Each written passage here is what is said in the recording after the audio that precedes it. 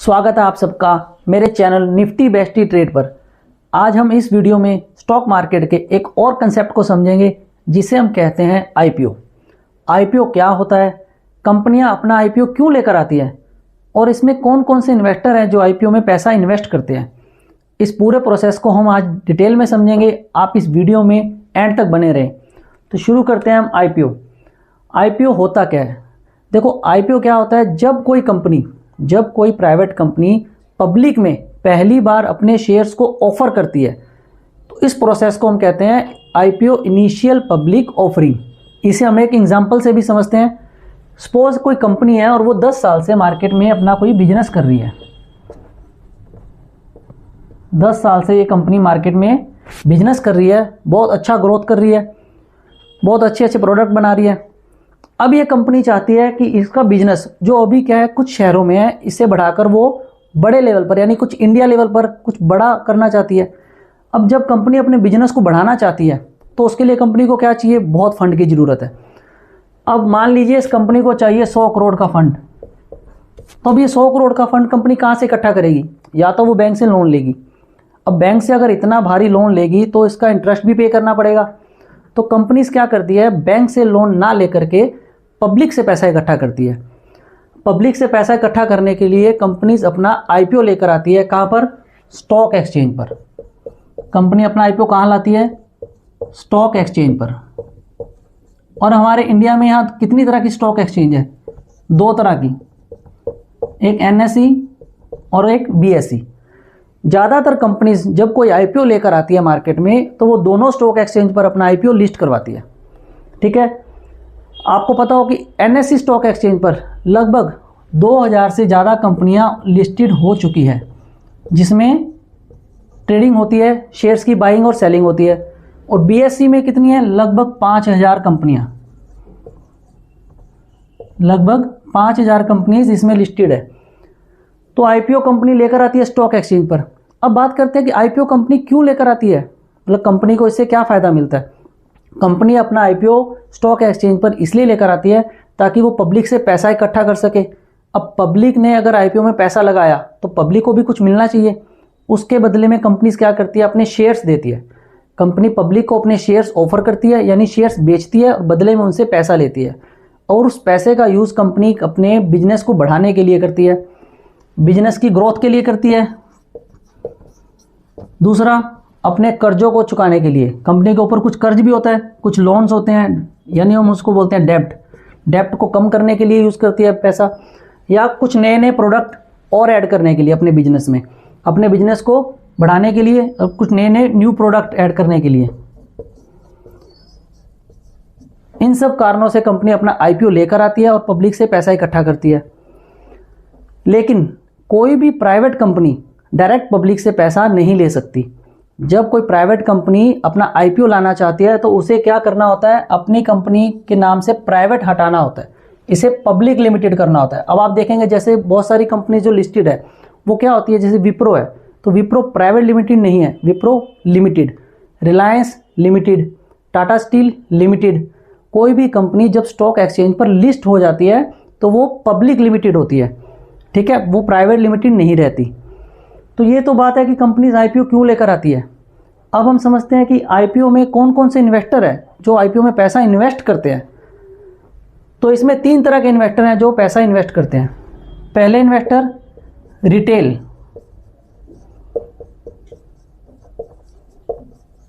Retail investor कौन होते हैं? छोटे इन्वेस्टर, स्मॉल इन्वेस्टर, जो लगभग 15,000 से लेकर 2 लाख तक के लिए आईपीओ में बिड करते हैं। कितने के लिए? 15,000 से 2 लाख तक के लिए वो इन्वेस्टर होते हैं, रिटेल इन्वेस्टर। दूसरे इन्वेस्टर इसमें आते हैं एनआईआई, जिसे हम एचएनआई भी कहते हैं। एनआईआई मतलब नॉन इंस्टीट्यूशनल इन्वेस्टर।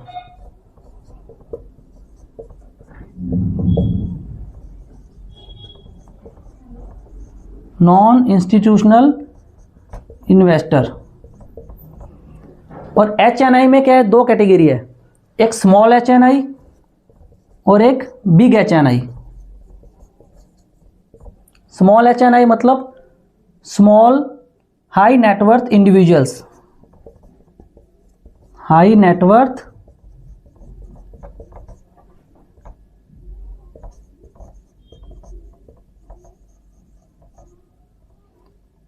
और big HNI, big high net worth individuals.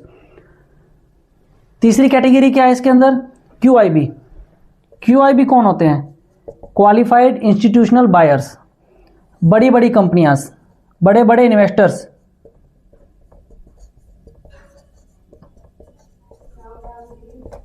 Qualified institutional buyers. Qualified institutional buyers कौन कौन से होते हैं? बड़ी बड़ी companies, insurance companies, mutual fund, Amansa Holdings, Vanguard. अब ये क्या है? बड़े बड़े बिजनेसमैन, बड़ी बड़ी कंपनीज जो QIB कैटेगरीज में आती हैं। अब जब कोई कंपनी अपना IPO लेकर आती है, मान लीजिए कोई कंपनी है और अपना IPO लेकर आई और मार्केट में 1 लाख शेयर सेल कर रही है, तो वो 1 लाख शेयर इनमें से कोई एक इन्वेस्टर भी खरीद सकता है। तो ऐसा ना हो, इस प्रोसेस को रोकने के लिए कंपनीज क्या करती है? क्राइटेरिया डिसाइड करती है। कंपनी अपने शेयर्स को 3 कैटेगरी में डिवाइड करती है कि किस इन्वेस्टर को कितने शेयर्स होल्डिंग मिलेगी। रिटेल इन्वेस्टर को जो है कंपनी ने डिसाइड किया है 35% की शेयरिंग मिलेगी रिटेल इन्वेस्टर को, और HNI कैटेगरी को 15%। बाकी कितना बचा? 50%। तो 50% होल्डिंग किन्हें मिलेगी? QIB को। ये डिसाइड कौन करता है? जो कंपनी अपना IPO लेकर आ रही है। लेकिन एक बात इसमें ध्यान रखना है कि जब कोई कंपनी लॉस मेकिंग कंपनी अपना IPO लेकर आती है, तो वो QIB जो है, QIB कोटा 50% से बढ़ाकर 75% कर देती है, और रिटेल कैटेगरी का जो कोटा है वो घटाकर 35 से 10% कर देती है। कोई भी लॉस मेकिंग कंपनी का अगर IPO आता है, आप इसको चेक कर सकते हैं नेट पे, तो वो QIB कोटा बढ़ा लेती है, रिटेल इन्वेस्टर का कोटा कम करती है। और कोई प्रॉफिट मेकिंग कंपनी अगर IPO लेकर आती है, तो वो रिटेल इन्वेस्टर में 35% शेयर होल्डिंग देती है और QIB को 50%। ठीक है, इसी कैटेगरीज में शेयर्स अलॉट होते हैं। अब हम इसको समझेंगे कि IPO का पूरा प्रोसेस काम कैसे करता है। इसे हम एक एग्जांपल से समझेंगे। IPO का ये पूरा प्रोसेस कैसे काम करता है। कंपनीज जब कोई अपना IPO लेकर आती है, तो उसकी एक ओपनिंग डेट, क्लोजिंग डेट होती है, इशू प्राइस होते हैं। तो इन सबको हम एक एग्जांपल से समझते हैं। एग्जांपल लेते हैं हम यहाँ मीशो का। मीशो कंपनी का IPO आया था अभी कुछ दिन पहले। जब कोई कंपनी IPO लेकर आती है, तो सबसे पहले वो क्या डेट अनाउंस करती है?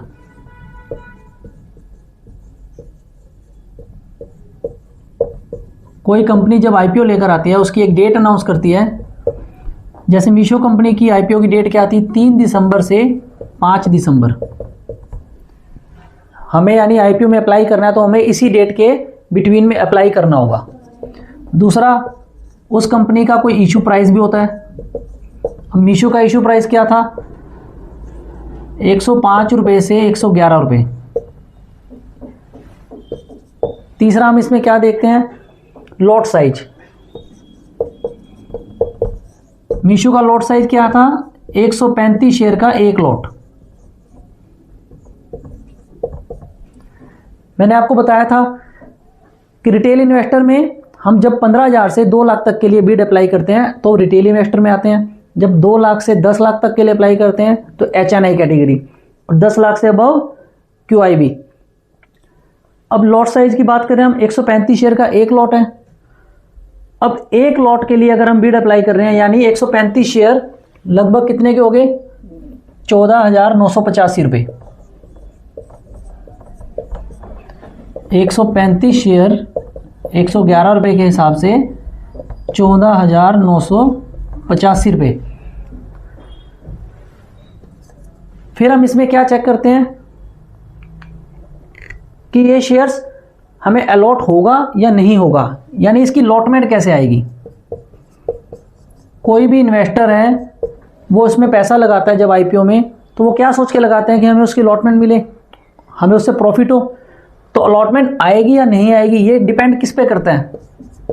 उस IPO के सब्सक्रिप्शन पर, कि वो IPO जो आया है वो ओवर सब्सक्राइब हुआ या अंडर सब्सक्राइब हुआ। और लॉटमेंट कैसे आती है? एज आ लॉटरी बेसिस।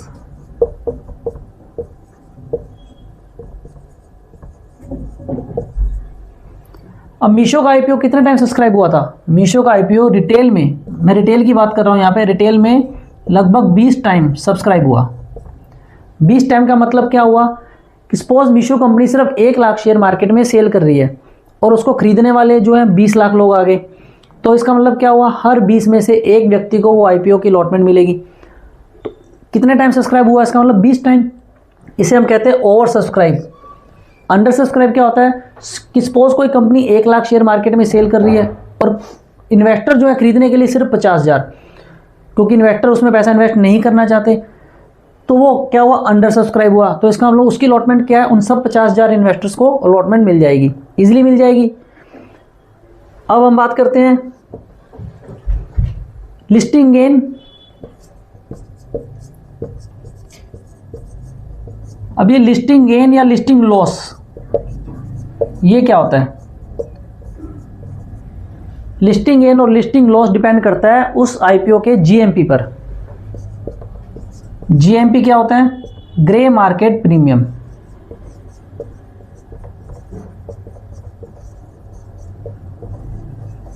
जीएमपी आप ऑनलाइन साइट पर चेक कर सकते हैं, गूगल पर चेक कर सकते हैं। लिस्टिंग गेन, अगर सपोज कोई कंपनी है, अब ये मीशो कंपनी 111 रुपये में अपना इशू प्राइस लेकर आई, अब ये लिस्ट हुआ 150 पे, तो इसका मतलब क्या हुआ? हमें उसमें लिस्टिंग गेन हुआ। अब अगर ये लिस्ट हो जाता 100, मान लीजिए पूरे 100 रुपये में लिस्ट हो जाता, तो उसमें क्या होता? हमें लिस्टिंग लॉस होता। तो लिस्टिंग के टाइम वो कंपनी जिस रेट पर लिस्ट हो रही है उस टाइम अगर उसका प्राइस इशू प्राइस से ज़्यादा है तो वो लिस्टिंग गेन हुआ, अगर इशू प्राइस से कम है तो हमें लिस्टिंग लॉस हुआ। अब ये लिस्टिंग गेन और लिस्टिंग लॉस किनको होता है? जिसको उस आईपीओ की अलॉटमेंट मिली। जिसको अलॉटमेंट नहीं आई उसके लिए लिस्टिंग गेन और लिस्टिंग लॉस कोई मायने नहीं रखता। और आईपीओ में आपको एक चीज़ और बताता हूँ कि आईपीओ में जब हम बिड करते हैं तब हम उसे लॉट साइज की कैलकुलेशन में बिड करते हैं। अब आपको अगर आईपीओ में 2 लाख रुपए लगाने हैं तो आप क्या करेंगे? 1 लॉट की जगह 10 लॉट, 15 लॉट, 20 लॉट, हम और ज़्यादा लॉट के लिए बिड करेंगे। आईपीओ की लॉटमेंट हमें लॉट साइज में मिलेगी, बट हमें उसको सेल लॉट साइज में करना ज़रूरी नहीं होता। आपके अकाउंट में जब डीमेट अकाउंट में वो शेयर्स आ जाते हैं, आपके अकाउंट में जब डीमेट में वो शेयर्स आ गए, अब आपको उसको सेल करना है मार्केट में, तो आपको लॉट साइज में सेल करना ज़रूरी नहीं है। ऐसा कोई नियम नहीं है, कोई ऐसा कंपनी की तरफ से कोई बाउंडेशन नहीं होता। अब आप उसके चाहे 1 शेयर सेल करें, 10 शेयर सेल करें, वो आपकी मर्जी है, ठीक है। और एक इसमें पॉइंट आता है कि क्या जिसको अलॉटमेंट नहीं मिलती उसका पैसा क्या रिफंड नहीं होता? तो ऐसा बिल्कुल नहीं है। जब आपको उस कंपनी की अलॉटमेंट नहीं मिलेगी तो आपका पैसा जो कुछ टाइम के लिए सिर्फ ब्लॉक होता है वो फिर से रिलीज हो जाता है, वो आपके अकाउंट में ही क्रेडिट रहता है, आपका पैसा कहीं नहीं जाता। तो इसे हम समझते हैं आईपीओ में क्या है, ओपनिंग डेट, इशू प्राइस, ये सब पॉइंट्स हमने आज समझ लिए। आई थिंक आईपीओ को लेकर सारे कंसेप्ट क्लियर हो गए। हाँ, इसमें एक पॉइंट है कि कंपनीज अपना आईपीओ जब लेकर आती है तो कोई भी कंपनी है आईपीओ क्यों लेकर आएगी? सिर्फ अपने फ़ायदे के लिए। ऐसा नहीं है कि कंपनी सिर्फ खुद का फ़ायदा देखती है। कंपनी जब आईपीओ लेकर आती है तो इससे इन्वेस्टर को भी फ़ायदा होता है। क्या फ़ायदा होता है? इन्वेस्टर को उस कंपनी की हिस्सेदारी खरीदने का एक अवसर प्राप्त होता है, यानी एक मौका मिलता है कि हम उस कंपनी में कुछ हिस्सा खरीद लें। सपोज जैसे मेरे पास एक हीरो होंडा की बाइक है, अब मैं हीरो होंडा की बाइक यूज़ कर रहा हूँ, डेली चला रहा हूँ, तो मुझे उससे क्या फ़ायदा मिल रहा है? वो मेरे पर्सनल यूज़ के लिए है। अब यही अगर मैंने हीरो होंडा का एक शेयर खरीद लिया और हीरो होंडा के शेयर का प्राइस आज अगर 4,000 है और वो 1 साल बाद 4,000 से 5,000 हुआ तो मुझे फ़ायदा होगा, क्योंकि मैंने अगर उसका 1 शेयर भी खरीदा है तो मुझे उस 1 शेयर पे भी 1,000 रुपये का प्रॉफिट होगा। तो इसलिए जब कंपनीज आईपीओ लेकर आती है तो कंपनीज को तो फ़ायदा होता है, तो इससे इन्वेस्टर को भी फ़ायदा होता है। जो इन्वेस्टर, जो पब्लिक उसमें पैसा इन्वेस्ट कर रही है, उनका पैसा भी बढ़ता है जब शेयर्स का प्राइस बढ़ता है। तो इसीलिए कंपनीज आईपीओ लेकर आती है और पब्लिक उसमें पैसा इन्वेस्ट करती है, ठीक है। आई थिंक आईपीओ को लेकर सारे डाउट्स आपके इस वीडियो में दूर हो गए। फिर भी अगर आपको लगता है कि आईपीओ का कोई पॉइंट समझाना रह गया है तो आप मुझे कमेंट सेक्शन में लिखकर बताएं, मैं नेक्स्ट वीडियो में आपको और अच्छे से क्लैरिफाई करूंगा। तब तक के लिए आप अपना ध्यान रखें, स्वस्थ रहें, नमस्ते।